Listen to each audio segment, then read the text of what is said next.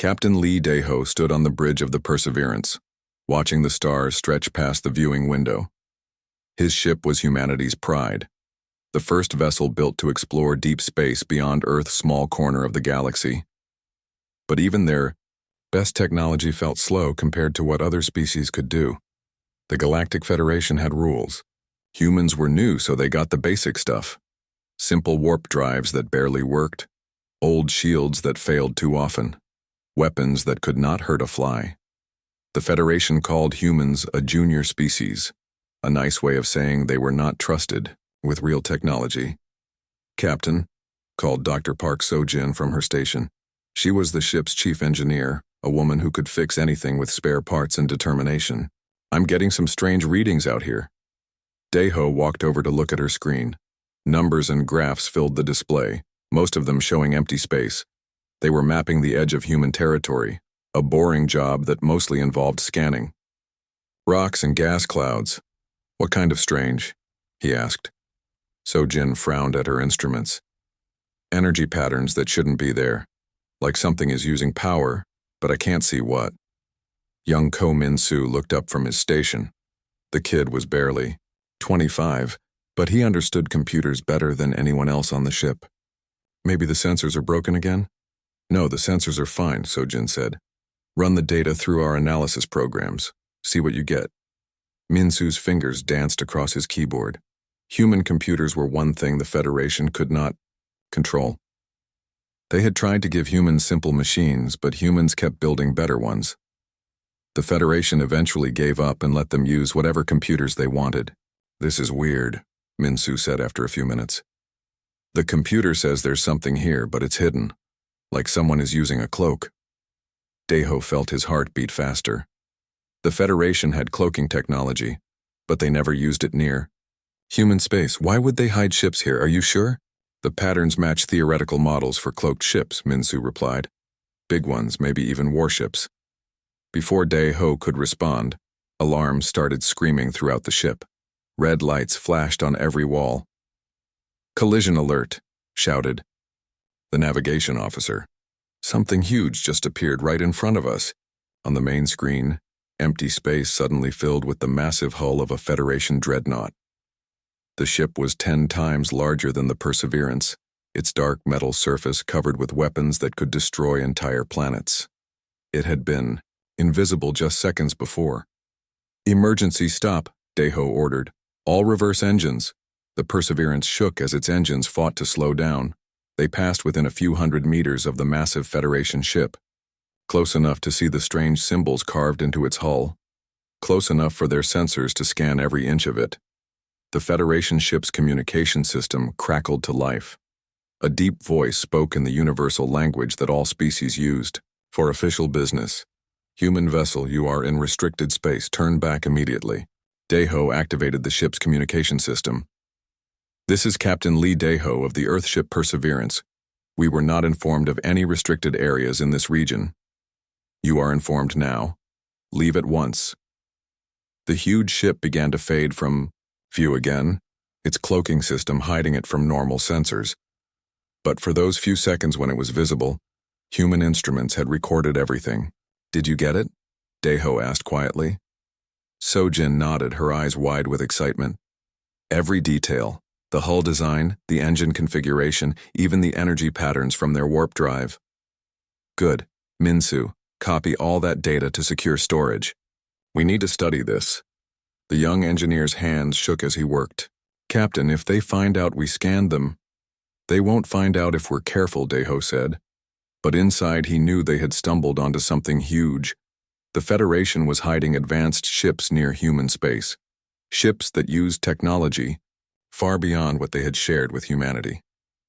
As the Perseverance turned back toward Earth, So-jin continued studying the data they had captured. What she found made her hands shake. "Captain, you need to see this." Daho looked at her screen again. This time the numbers told a different story. The Federation ship's warp drive was nothing like what humans had been taught to build. It used completely different physics, needed much less power, and could move faster than anything humans thought possible. "They lied to us," So-jin whispered. "Everything they taught us about warp technology is wrong. Or at least it's not the whole truth. Minsu finished copying the data and turned to face them. What do we do now? Daeho stared out at the stars, thinking hard. Humans had always been told they were too primitive to understand advanced technology. The Federation said it would take centuries for humanity to develop better warp drives. But the evidence on their screen suggested something else entirely. We go home, he said finally, and we figure out what they're really hiding from us. The journey back to Earth took 3 days using human warp technology. During that time, Sojin and her team studied every bit of data they had captured. The more they learned, the more questions they had. Why were Federation ships using secret technology near human space? Why hide the real principles of warp travel? And most importantly, what would happen if humanity learned the truth? As Earth appeared on their screens, Daeho made a decision that would change everything. Instead of reporting their encounter through normal channels, he sent a coded message directly to Admiral Song Kyung-min, the head of Human Space Command. The message was simple. We need to talk, in private. 3 hours later, the Perseverance docked at Babylon 7, humanity's most advanced research station. As Daeho watched his crew prepare to disembark, he wondered if they had just discovered humanity's path to the stars, or started a war they could not win. Either way, there was no turning back now. Dr. Park So-jin had not slept in 36 hours. Her eyes burned as she stared at the data streaming across her computer screen, but she could not stop. What they had discovered was too important. Babylon 7 research station floated in the darkness, between Mars and Jupiter, far from prying eyes. The station's best scientists had gathered in the secure laboratory on level 15. No communication in or out. No records kept on the main computers. This was the kind of secret that could start wars. "Show me the energy readings again," said Dr. Choi Hyun-woo, the station's top theoretical physicist. He was a thin man with thick glasses who had spent his life studying the mathematics of faster-than-light travel. So Jin brought up the scans from the Federation dreadnought. "Look at these power levels. According to everything the Federation taught us, a ship that size should need massive fusion reactors to run its warp drive. But these readings show something completely different." Dr. Baek Eun-ji leaned forward in her chair. She was the youngest member of the team at only 28, but she understood quantum mechanics better than most people understood basic math. "The power requirements are only a fraction of what our drives need. How is that possible?" "That's what we need to figure out," said Commander Yoon Jae-sung from his position by the door. He was head of station security, a serious man who understood that some secrets were worth dying for. "But we need to be very careful. If the Federation learns what we're doing..." He did not need to finish. Everyone knew what happened to species that advanced too quickly. The Dalari had developed new shield technology 50 years ago. Now their homeworld was a museum, and the surviving Dalari lived on reservation planets under Federation protection. The Keth had invented better computers 30 years back. They had simply disappeared one day and no one talked about what happened to them. "I've been thinking about this all night," Hyun-woo said, standing up to pace around the small room. "What if the Federation didn't just give us inferior technology? What if they gave us completely wrong information about how warp drives actually work?" Sojin pulled up another screen, showing human warp drive designs. The massive machines filled entire sections of their ships, requiring exotic matter that was incredibly hard to make and energy levels that pushed their reactors to the breaking point. "Our drives work by folding space-time," she said, repeating what every human engineer had been taught. "We compress the space in front of the ship and expand it behind. That's why we need so much power and exotic matter." "But what if that's not how it really works?" Yoonji asked quietly.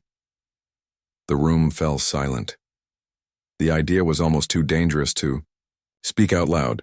Hyun-woo stopped pacing. "I've been running calculations all night. Look at this." He brought up his own computer screen, filled with complex equations that hurt to look at. "If warp drives actually work by creating quantum bridges through higher dimensions, the power requirements drop by 90%. "That's impossible," Sojin said automatically. Quantum entanglement can't affect objects that large. It can if you cascade the effect, Yunji said, her voice getting excited. Create thousands of small entanglement pairs and link them together. Like a chain reaction, but controlled. Sojin stared at the equations, her tired brain trying to process what she was seeing. That would require calculations more complex than anything we've ever attempted. The processing power alone would be impossible for most species. Hyun-woo finished. But not for us.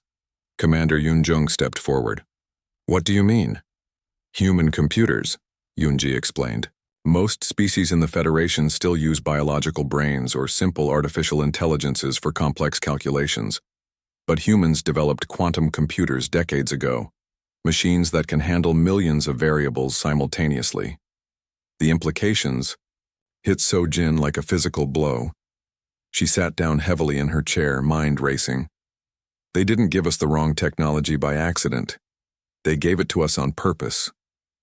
Because if we learned the real principles behind warp travel, we wouldn't just copy their technology, Hyun-woo said grimly. We would improve it. Maybe within years instead of centuries. And that scares them, Yoon-jung concluded. For several minutes, no one spoke. The weight of their discovery pressed down on them like a physical force. Humanity had been deliberately kept ignorant, fed false information to slow their development. What do we do now? Sojin asked finally. We have two choices, Yoon-jung said. We report this through official channels and hope the Federation doesn't decide we're too dangerous to live. Or we figure out how to build the real thing ourselves, Yoonji whispered. That would be incredibly dangerous, Hyun-woo warned. If the Federation catches us developing unauthorized technology, they won't just relocate us. They'll eliminate us completely. But if we don't try, we'll never know what humans are really capable of, Sojin argued. We'll spend the next 1,000 years crawling between stars while the Federation keeps us on a leash. Commander Yoon-jung walked to the small window and stared out at the stars. After a long moment, he turned back to the group. I need to contact Admiral Song. This decision is too big for us to make alone. How do we know he won't report it to the Federation? Yoonji asked. Because Admiral Song has been asking questions about Federation technology for years, Yoon-jung replied. He suspected something was wrong for a long time. Over the next 6 hours, they prepared their presentation. Charts, graphs, and mathematical proofs that showed humanity had been deliberately misled. The evidence was overwhelming. But would it be enough to convince Earth's military leadership to risk everything? Admiral Song arrived on a fast courier ship, bringing with him a small team of trusted advisors. The meeting took place in the station's most secure conference room, surrounded by jammers that would block any attempt at electronic surveillance. Sojin presented their findings, explaining how Federation warp technology actually worked and why humans had been given false information. Admiral Song listened without interruption, his weathered face showing no emotion. When she finished, the room was silent for nearly a minute. How long would it take to build a prototype? The Admiral asked finally. If we're right about the physics, maybe 6 months, Hyun-woo answered. But we'd need absolute secrecy, and we'd need volunteers willing to risk their lives testing it. Admiral Song nodded slowly. And if the Federation finds out before we're ready, then humanity becomes another cautionary tale, Yoon-jung said bluntly. The Admiral stood up and walked to the window, looking out at the stars the same way Yoon-jung had hours earlier. When he turned back, his decision was clear. Do it. Build. Your prototype. But if this goes wrong, officially it never happened. You're all volunteers working on an unauthorized project. Earth will deny any knowledge of it. As the meeting broke up and people began filing out, Sojin felt a mixture of excitement and terror. They were about to attempt something that could either free humanity from Federation control or get them all killed. Either way, there was no backing down now. 6 months later, Dr. Park Sojin stood in the modified cargo bay of Babylon 7, staring at humanity's most dangerous secret. The prototype warp drive looked nothing like the massive machines that powered human ships. Instead of filling an entire deck, it was barely the size of a small room, its surfaces covered with quantum processors that hummed with barely contained energy. "Final systems check complete," announced Dr. Lim Seung-ho, the propulsion engineer, who had designed the device. His hands shook slightly as he read from his tablet. "All quantum entanglement cascades are stable. Processing matrix is online. We're ready for the test." Sojin looked around the room at the small team that had worked in absolute secrecy to build this machine. Dr. Choi Hyun-woo stood at the theoretical control station, equations covering every screen around him. Dr. Baek Yoon-ji monitored the quantum computers that made the whole system possible. Commander Yoon Jae-sung watched from the security station, ready to destroy everything if Federation ships appeared. "Remember," Sojin said, her voice carrying across the bay through the communication system. "If this works, we change everything. If it fails, we might create a black hole that swallows the entire solar system." "No pressure," muttered Captain Hong Yerim from inside the test ship. She had volunteered to pilot the first human quantum warp jump, even though they had no idea if she would survive it. The modified frigate Daedalus sat in the launch bay, looking tiny compared to normal human warships, but equipped with technology that could make it the fastest ship in the galaxy. The plan was simple in theory, but terrifying in practice. Instead of folding space-time like human ships normally did, the new drive would create quantum entanglement bridges through higher dimensions. The ship would not move through normal space at all. It would step sideways into quantum foam and emerge somewhere else entirely. "Quantum processors are at full power," Yoon-ji reported. "Entanglement patterns are locked in. We have a clear path to the target coordinates." The target was a point in space 3 light-years away, a journey that would normally take a human ship almost 2 weeks. If their calculations were correct, the Daedalus would make the trip in minutes. "All stations report ready," Sojin announced. "Captain Hong, you are cleared for quantum jump." Inside the Daedalus, Hong Yerim took a deep breath and placed her hand on the activation control. She was a test pilot by training, used to flying experimental aircraft that might explode without warning. But this was different. This was stepping into unknown physics with no guarantee that the laws of reality would bring her back. "Initiating quantum cascade," she said calmly. The prototype drive came alive with a sound like reality tearing apart. Energy levels spiked across every monitoring station. The quantum computers began calculating millions of entanglement patterns per second, creating pathways through dimensions that human science had only theorized about. "Cascade is stable," Hyun-woo called out over the noise. "Dimensional barriers are opening. She has a clear path. Jump in 3, 2, 1, mark."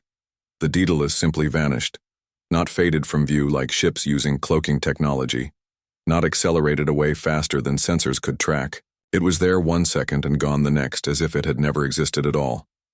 "Did it work?" Seung-ho asked, staring at the empty launch bay. "Sensor sweep shows no debris," Yoon Jae-sung reported. "No energy discharge, no quantum instabilities. She's just gone." For 14 agonizing minutes they waited. Long-range sensors scanned the target coordinates looking for any sign of the test ship. Communications arrays listened for any signal that might indicate Hong Yerim had survived the jump. "Contact!" Yoon-ji suddenly shouted. "I'm getting a quantum communication signal from the target zone." The main screen flickered to life, showing Captain Hong Yerim sitting in her pilot's chair with the biggest smile any of them had ever seen. "Babylon 7, this is Daedalus. Jump successful. I repeat, jump successful. I am at the target coordinates and all systems are green." Cheers erupted throughout the cargo bay. Scientists hugged each other. Engineers danced around their control stations. Commander Yoon Jae-sung actually smiled for the first time in months. "How do you feel, Captain?" Sojin asked when the celebration died down. "Like I just stepped through a doorway," Hong replied. "No acceleration forces, no time dilation effects. 1 second I was next to Babylon 7 and the next I was here. The transition was so smooth I barely felt it." "What about the power consumption?" Seung-ho asked eagerly. Hong checked her instruments. "Incredible.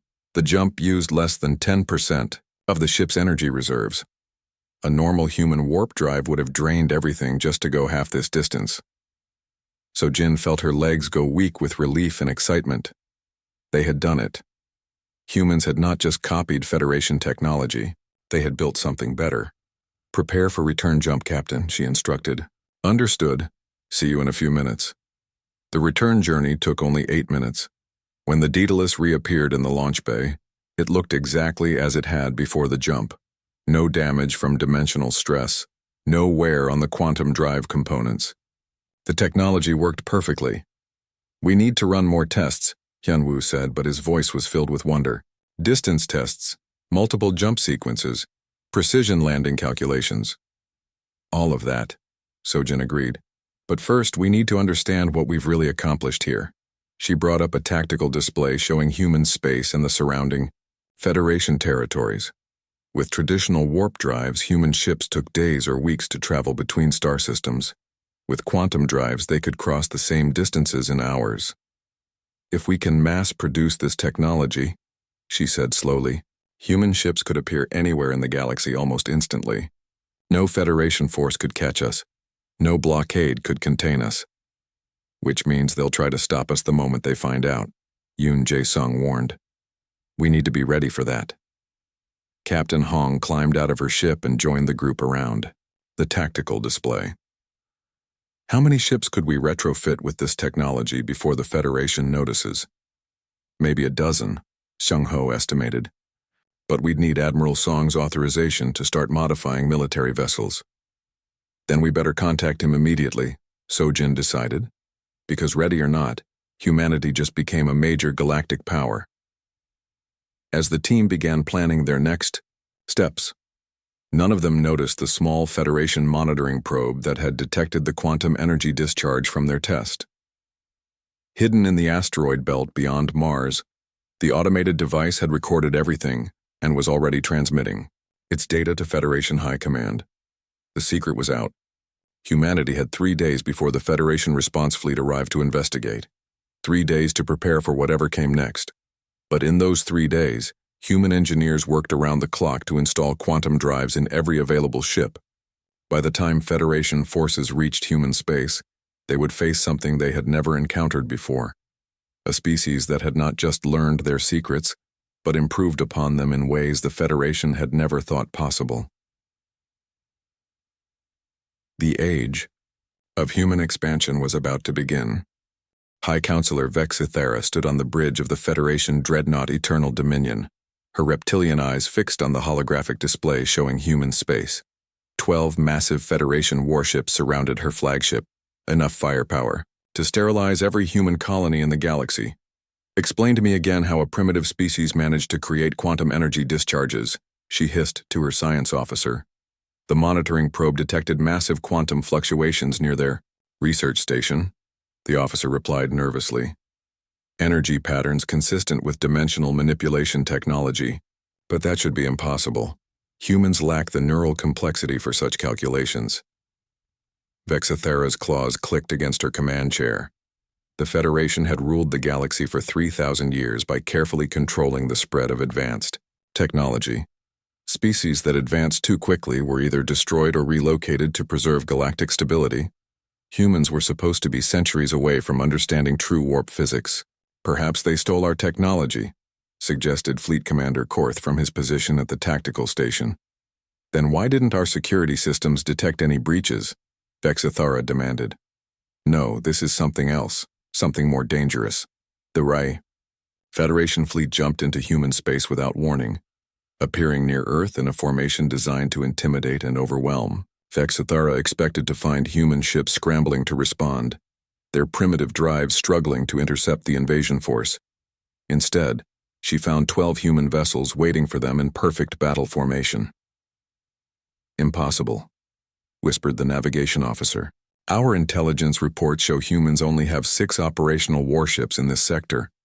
Where did these others come from?"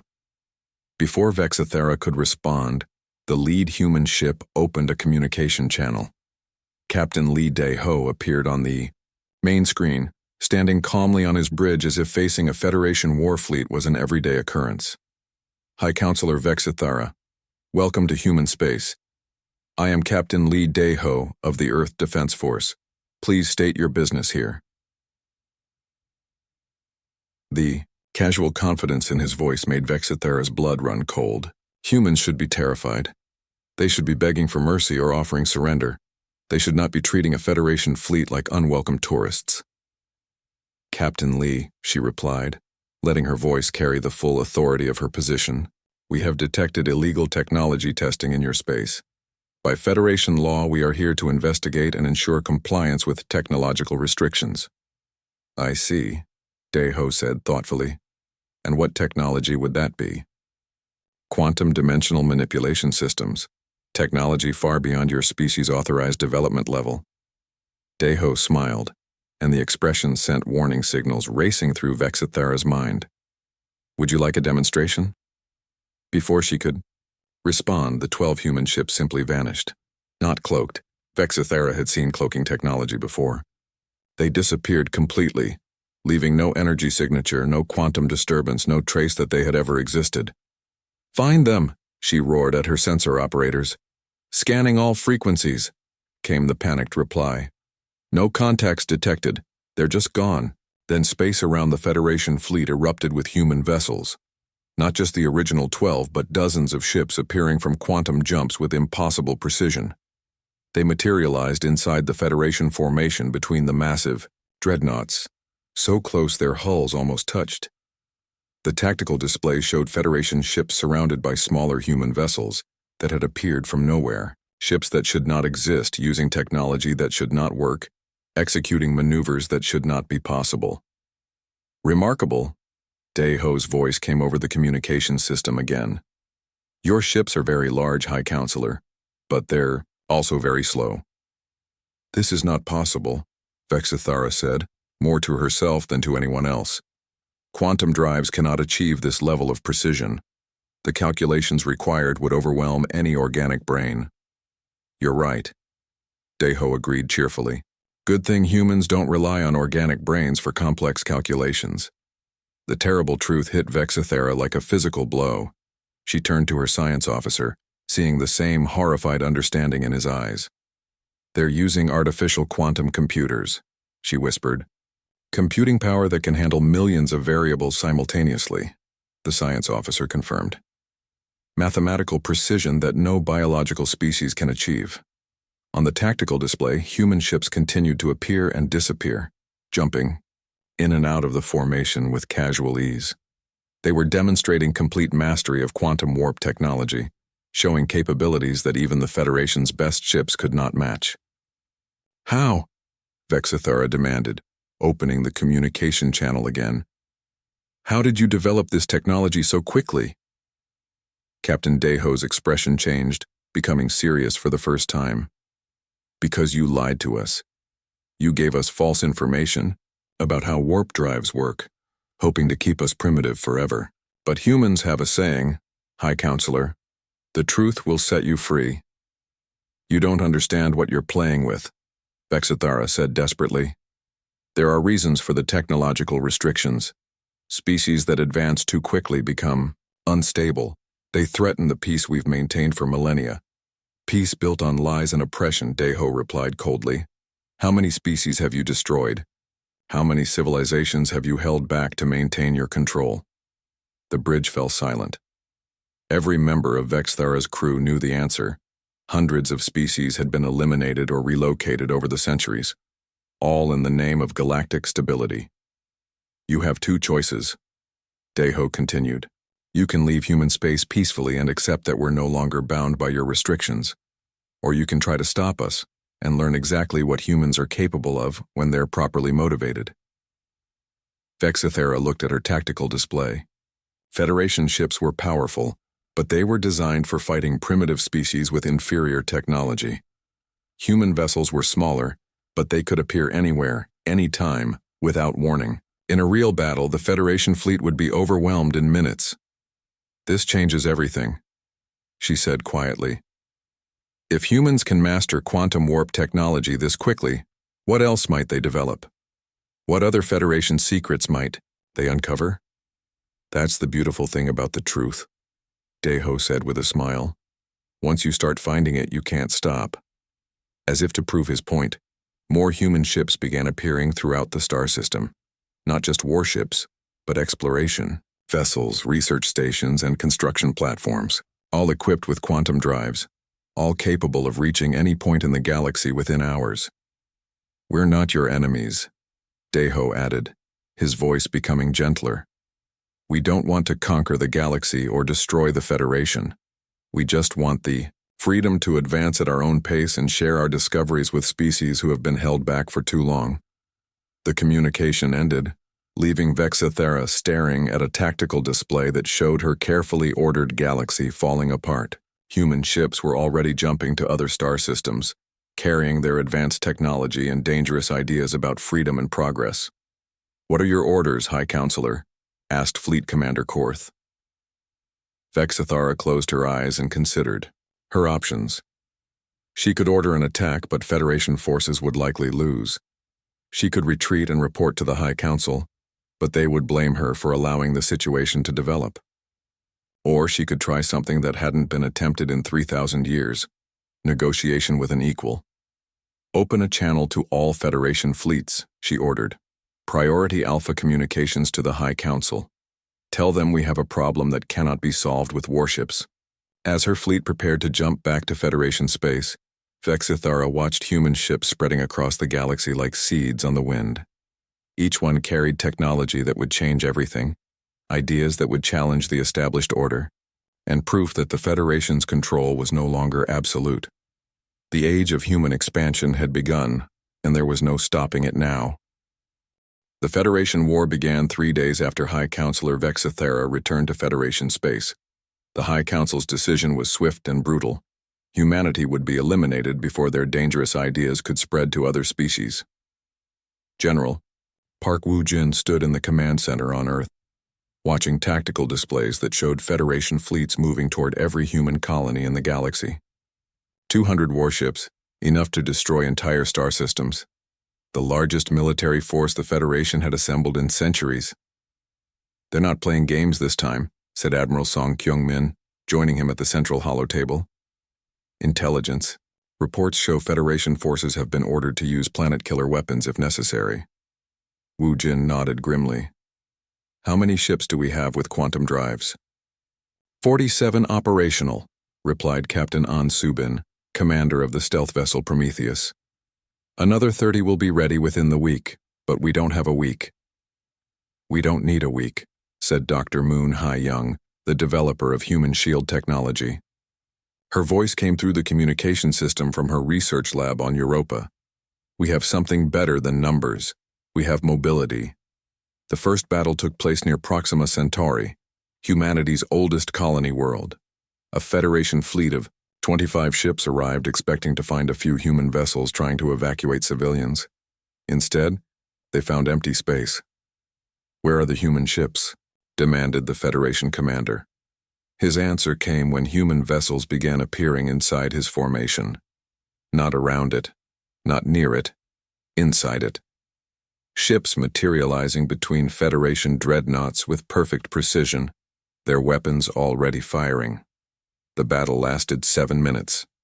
When it ended, the entire Federation fleet was destroyed and the human ships had vanished again before reinforcements could arrive. "Impossible," whispered a Federation intelligence officer, reviewing the battle recordings. "They jumped directly into combat formation. Our ships can't do that." Similar battles erupted across the galaxy as Federation fleets tried to reach human colonies. Each time, they found the same thing: empty space that suddenly filled with human warships appearing from quantum jumps, ships that could strike without warning and disappear before the Federation could respond. But the war's turning point came when Dr. Moon Hee-young activated her most ambitious project. Using quantum entanglement networks that spanned the entire galaxy, she began broadcasting messages directly to every species under Federation control. "People of the galaxy," her voice said, transmitted simultaneously to billions of worlds. "You have been lied to. The Federation has kept you primitive not for your own safety, but to maintain their power. We are sharing with you the true principles of warp technology. You can build better ships. You can explore new worlds. You can be free." The broadcasts included detailed technical specifications for quantum warp drives, translated into hundreds of languages and adapted for different technological levels. Within days, species throughout the galaxy were secretly building their own quantum drives based on human designs. Princess Zara Lynn of the Cathara people was the first to respond. Her species had been restricted to sublight travel for 500 years after they had tried to develop better engines. Now, with human technology, Cathara ships could cross their entire star system in minutes. "We pledge our support to humanity," she announced in a galaxy-wide broadcast. "The Federation has oppressed us for too long. It is time for freedom." Her declaration triggered a cascade of rebellions. The Dalari, exiled to reservation worlds decades earlier, used human technology to escape their confinement and reclaim their homeworld. The Zarian Collective, forced to use primitive weapons, equipped their ships with human-designed quantum drives and began liberating other oppressed species. Status report, High Counselor Vexathara demanded as she stood in the Federation's Supreme Command Center on their capital world. 73 species have declared independence, her aide replied nervously. They're using human technology to retrofit their ships. Our fleets can't keep up with vessels that can appear anywhere without warning. What about our own quantum drive research? Our scientists say it would take decades to develop the computing systems humans use. Their quantum computers process information in ways our brains cannot comprehend. Vexathara stared at the galactic map, watching as red indicators showed Federation control collapsing across hundreds of star systems. In less than a month, humanity had not just defeated Federation forces. They had started a revolution that was spreading to every corner of the galaxy. There's something else, the aide continued hesitantly. Human ships have been detected near our reserve fleets. They're not attacking, but they're watching. The implication was clear. Humans could strike at the Federation capital anytime they wanted. The fact that they hadn't suggested they were still hoping for a peaceful solution. "Open a communication channel to Captain Lee Dae-ho," Vexathara ordered. The connection was established. Instantly, another demonstration of human technological superiority. Dae-ho appeared on the main screen, standing on his bridge with the same calm confidence he had shown during their first encounter. "High Counselor," he said politely. "I was wondering when you'd call." "What do you want?" she asked bluntly. "Nothing. You haven't already given us," Dae-ho replied, "freedom. The right to advance at our own pace, the knowledge that was always ours by right.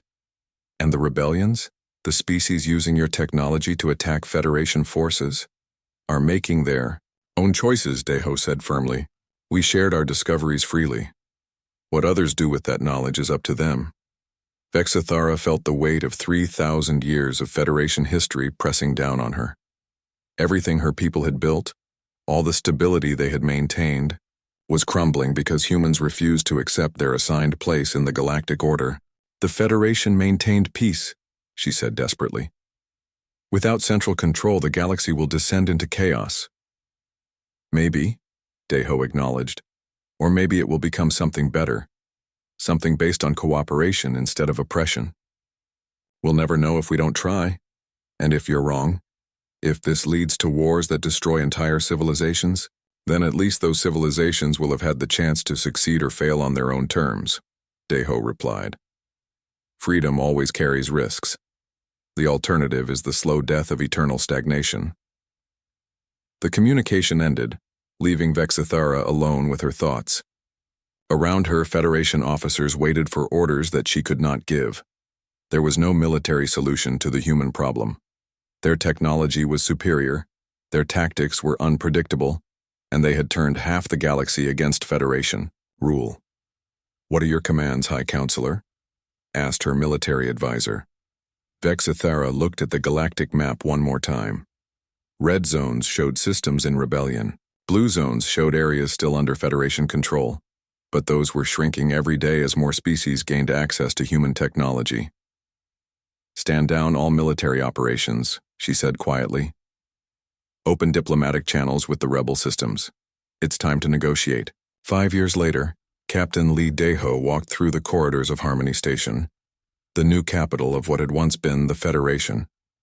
Representatives from hundreds of species worked together in the massive structure, sharing knowledge and resources in ways the galaxy had never seen.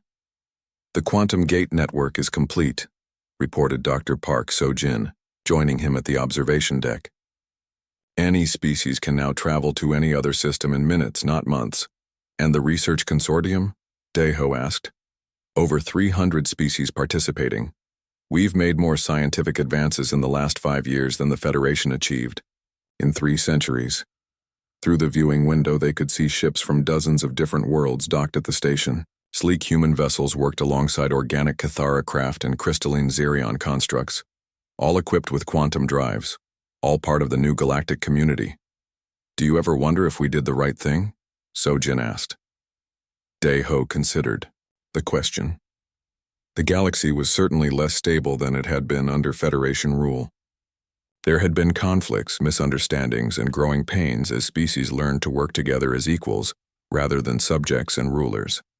But there had also been incredible discoveries, new alliances, and technological advances that were improving life for billions of beings. Species that had been oppressed for centuries were now exploring the stars. Worlds that had been isolated were now connected to a galaxy-wide network of trade and communication. "Look at this," he said, pointing to a ship docking at the far end of the station. "That's an exploration vessel crewed by members of 12 different species heading for Andromeda Galaxy. Under Federation rule, that would have been impossible. Because they would never have allowed it? Because they would never have imagined it," Daeho corrected. "The Federation thought control was more important than progress. We proved them wrong."